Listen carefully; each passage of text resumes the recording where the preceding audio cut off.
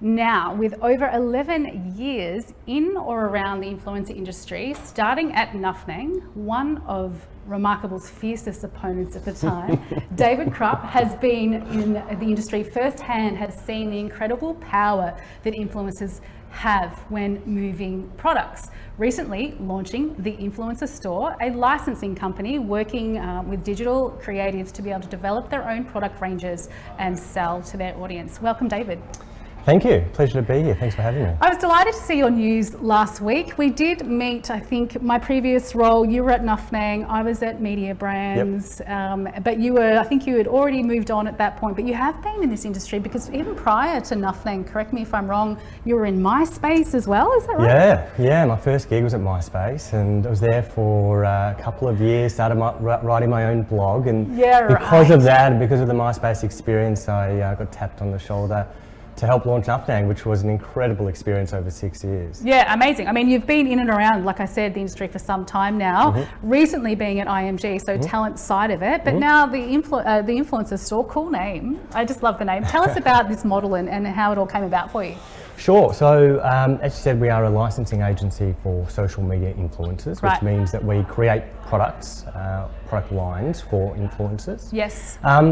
And the way it came about was, I think it was back in 2017, I was at my brother's place and I was watching his daughter, my niece, who was about 5 years old at the time. Yes.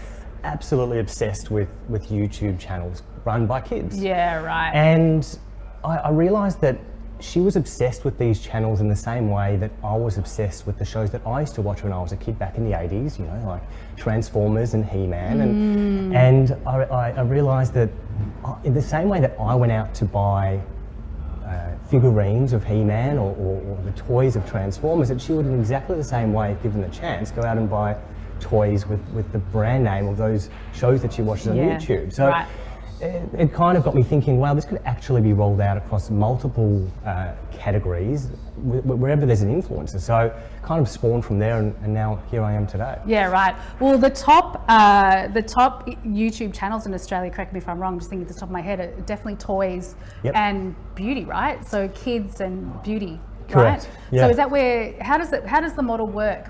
How will a talent be able to work with you, so to speak? Yeah, sure. So we are launching with a toy category and a beauty category. Yes. The way the model works is that we go out and find the influencers.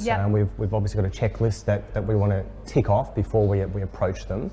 And we look after everything except for the promotion. So we'll look after the manufacturing, we'll look after the branding, the packaging, then we'll look after the e-commerce and managing that, the distribution, the customer service, everything except for the promotion. So all the influencer needs to do is promote the actual product, and then we have a profit share agreement. Yeah, great. So can you give us, I'm imagining something like that actually takes a long time to build and to develop and to actually launch, and no doubt we'll see some stuff soon. But can you give us a great example perhaps where you've seen of this come to life? Yeah, there's a couple of great examples out of the US actually. Of course, the US does everything first. Yep. There's Huda Beauty. So she's a massive YouTuber and Instagrammer. She's released her own product range in the beauty space, of course, and she makes about, I think it's $250 million a year in terms of sales of those products. Yes. And then you've got Ryan's Toy World, which I'm sure you're familiar with, a massive toy channel, YouTube channel. And he's got his own toy range, and he generates about $150 million in revenue a year. So there's definitely something in the model. Yeah, so I was definitely a latecomer to watching Huda Beauty, but so she had her audience first, right? And then she would have gotten contacted or in connection with someone like yourself, and they would have developed that product together, is that right? Yeah, that's right, that's right. So of course she's great at creating content, but probably doesn't have a great understanding of what it takes to bring a product to market. So she would have collaborated with an agency like me. Yes. And because she obviously had that following, that reach and that influence, they saw her as a great opportunity to collaborate with, and then they would have done all that heavy lifting, and all she would need to do is promote it in the same way that I'm asking my influence to do the same. Yeah, a lot of heavy lifting. Fantastic. Is someone like Huda, is she Is she in normal retail stores now or online retailers, or is she purely just straight to audience herself? No. She's in a lot of the major beauty retailers around great. the world. So of course it starts online, yes. and then it's about building that case for those retailers. Yep. And then once you've built that case study, then you can go to the retailers and sell it into them. So that's of course what we're trying to do as well. Yeah. Why are influencers? I mean, I know the answer to this question. Why? Tell me, David. Why are influencers such a great channel for this type of commercial agreement? Look, I think for me it comes down to two things, and I think it's always been these two things in marketing. That's reach and influence. So in years gone by, it used to be TV, newspapers, magazines, but today it's social media, and a critical piece of that social media piece is are influencers. So back in the day, when if a fashion brand wanted to reach a fashion audience, they'd go to Vogue and they'd try and get a full page ad or an editorial piece in there to drive sales. But in today's world, the Vogue platform is now the fashion influencer on Instagram. So these brands are now driving sales through Instagram and these influencers. So it all comes back to reach and influence. It's reach and influence, and it's nothing new, but that's of course why I think it's so successful. It's where the eyeballs are at the moment, and that's why brands are focusing on it. Yeah, agree. I mean, you look at something like Vogue, 55,000 editions of that, great magazine of course, if that's your interest. 55,000 editions of that are printed each month, versus someone like a Kira Rumble who has 400,000 people, or a Sarah's Day who has 1 million people. So if you compare, or maybe the Today Show's 155,000 viewers, compare it with any of those ladies, the numbers stack up very differently. And it's actually, I find it incredible that I find sometimes I feel like the rest of the world doesn't realise the power of influence and the platforms they've got, and they're still kind of moving towards what they trust and know, and the magazines and the TV shows and those platforms. But in reality, the eyeballs are not there anymore, 100%. And it's just taken a long time for the rest of the world to catch up to what we already know. Preach! I love it. I love it. No, and we're seeing for the first time, I think that magazines and television and that type of thing were the centre. They were all the above the line stuff where it was really important. Start there and then disseminate the message through other channels to supplement that as a halo. We are absolutely seeing the reverse of that, where now influencer marketing is the heart of a program. I mean, we're up to sort of 65 to 75% of the social media content for brands from influencers. So you're really starting at the heart of where this audience is and then briefing that out accordingly. I love it. Fantastic. So what sort of talent, apart from just audience, what are the other factors that you might be looking for when it comes to talent? What are you looking for as success factors? There's a few. So absolutely scale audience is critical. Without scale, then you're not going to reach enough people to sell products. And then engagement, so how influential are these people, and engagement, as you know, is a key metric to determine how influential someone is. And then it's about, do they have a story? So every good brand has a good story, so I need to make sure that there's a great story behind that particular brand or that influencer, because we want to align that with the product line. And then of course they have to be able to sell a particular product. So I wouldn't go after a lifestyle influencer and try to get them to sell toasters. They, if they are a lifestyle or a fashion or a beauty influencer, then of course the natural product extension would be a fashion line or a lipstick line or a beauty line. So they have to be able to sell, they have to align with a particular product category. So then, look, we go through an extensive vetting process. It sounds kind of similar. There's certain things. I imagine being able to work with someone who is professional in the background is probably helpful as well. I mean, you can have an enormous audience and you can create great content, but if you're really hard to work with, like you start getting a black cross in our book. So there's probably other factors as well. If I am a brand, what do you think I could learn from your model? What would a brand benefit? What could they adapt in their strategy that could be useful? Look, I think it's about execution for me.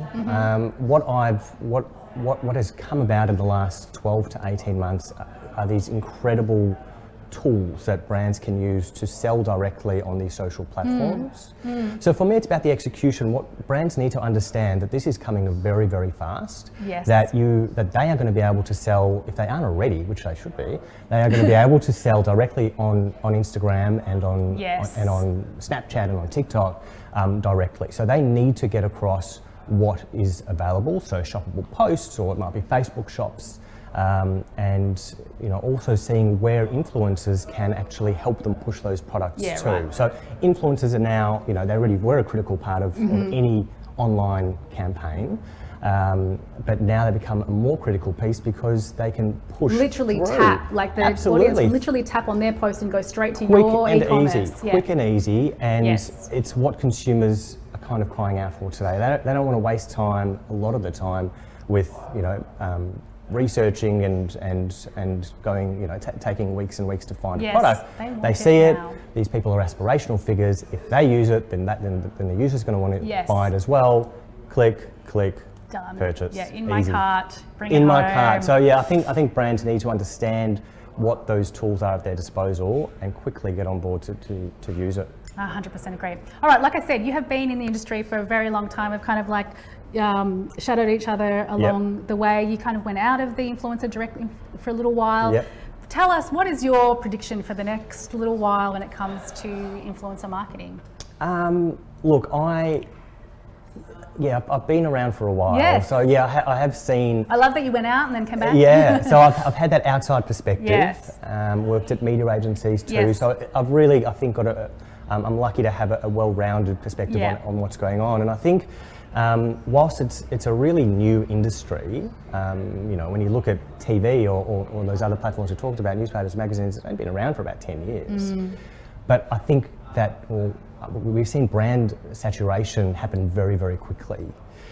So brands have recognised the power of influencers within that 10 years and have started investing quite heavily, and rightly so, because it's very powerful. But I think that in the same way that it's moved so quickly to now, I think it's going to move even quicker in the next phase. And I think that influencers are looking for additional ways to make a revenue, to generate revenue. And I think sponsored posts are going to be something that will eventually disappear. Not completely, but will certainly become a smaller part of the pie. And I truly believe that influencers developing their own brands and selling their own brands is the next evolution of the industry. It was one of my predictions. Did you read it at the end of last year in Ad News? It was my prediction to talk about licensing of products with talent, because we've seen some really good examples, like Sarah's Spoonful of Sarah recently sold their Matcha Maiden brand. Correct. Obviously Sarah's Day, Kira Rumble, Sammy Robinson released her loungewear. Nadia Bartel launched her loungewear. There's just, it's unbelievable what's happening in that space. And I think that influencers are, many influencers, certainly not all, but many are just, getting a little bit concerned about their own brand when collaborating with other brands. Yeah, right. So I think there's a big discussion around, wanting to remain authentic and aligning with brands. Sorry, David, we're going to have to wrap up. How does our audience find you? Tell us the website, etc., etc. No worries. So they can go to the Influencer Store, www.theinfluencerstore.com.au. Delighted to have you. Thank you so much, David. Thank you for having me. Very useful. I hope you learnt a lot, and we will see you next week.